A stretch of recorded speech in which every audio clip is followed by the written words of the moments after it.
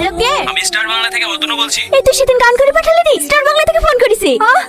Hello sir, আমি সুমি খাতুন বলছি। Congratulation, first রাউন্ডে আপনি সিলেক্ট হয়েছেন। আগামী 5 মে মেগা অডিশন, আপনাকে কলকাতায় আসতে হবে। কি? হ্যাঁ স্যার, যাবো। ভালো লাগে স্বপ্নকে, রাতে জায়গা স্বপ্নকে। এইবার দেখবি সুমির ক্যালমাটা। রাস্তাতে গলিতে গলিতে যাই, দোকানে বিয়ে বাড়িতে সব জায়গায় শুধু আমার গানই বাজবে। কলকাতা থেকে আমাদেরকে চিনতে পারবি তো? কে কলকাতা যাচ্ছে? সুমি বর্মা। সুমির গান শুনে কলকাতা থেকে ডাক করেছি। ওর মেয়ে আর রান্না করে গান করবে না, তোমার মেয়েকে টিভিতে দেখাবে। ও তো আমার টিভিতে দেখার শখ না। বাবা কোনো কলকাতা চেনে না, আর মেয়ে যাবে কলকাতা। এলো ধরো কাঠালটা কটকা। তুমি আমার স্বপ্নগুলোকে ভেঙে দেবে। এবার আর আমি কারোর কথা শুনবো না। বাড়িতে না জানি যাবি? হ্যাঁ, আর কোনো রাস্তা নাই। এত বড় সুযোগ আর আমি হাতছাড়া করছি না। তুই একা চিনতে পারবি? ওইটাই তো ভয়। নিজব্বা ছেলেকে বললো, ও যেতে চাইছে না। কেউ সাপোর্ট করে না আমাকে। তোকে সাপোর্ট করার লোক নাই নাকি? ওই না তোর বয়ফ্রেন্ড, প্রতিদিন তো তোর সাথেই বসে থাকে। ও খেলি জানা, ও কলকাতায় কাজ করে না। ইনাসমা কে ডাক না। এই লালটু, চাচা পাখি আজকে নিচে থেকে ধরা দিচ্ছে। কি হলো? আসো।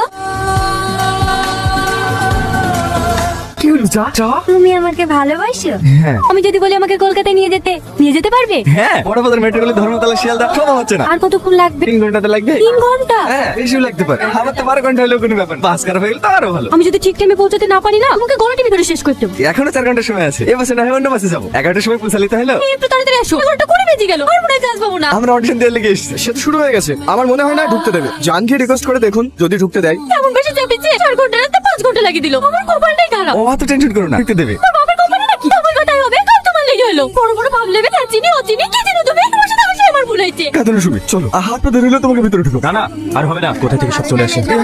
স্যার, অনেক দূর থেকে এসেছে, স্যার। দেখুন, আমরা রুলস এর বাইরে কাজ করতে পারবো না। নেক্সট অডিশন যখন হবে তখন আসবেন। আমি আপনার প্রাইভেট স্যার। আরে এর কি করছো? সিকিউরিটি কি হয়েছে স্যার? বের করো ওকে। চলো চলো চলো।